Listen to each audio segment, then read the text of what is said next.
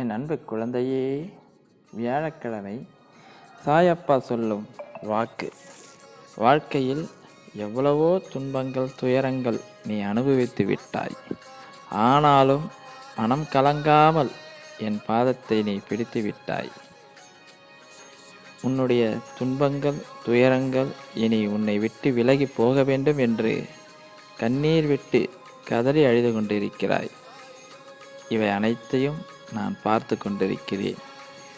ஏன் மௌனமாக இருக்கிறேன் என்று உனக்கு தெரியுமா?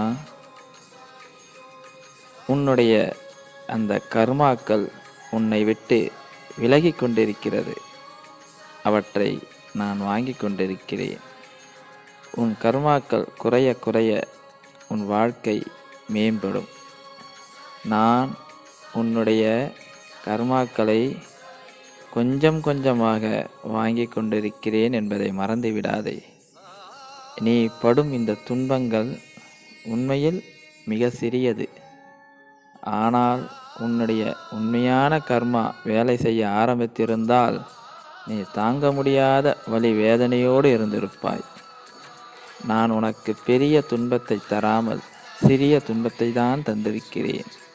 அதுவும் இப்பொழுது முடிய போகிறது.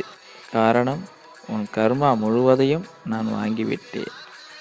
இனி உன் வாழ்க்கையில் மகிழ்ச்சியை தரக்கூடிய நல்ல செயல்கள் நடக்கப் போகிறது. நீ நினைத்ததெல்லாம் உன்னை தேடி வரப்போகிறது. எனவே அந்த மகிழ்ச்சியை வரவேற்க தயாராக இரு. இதுவரை உன் கண்களில் துன்பக் கண்ணீர் வந்து கொண்டிருந்தது. இனிமேல் உன் கண்களில் ஆனந்த கண்ணீர் வரவழைப்பேன்.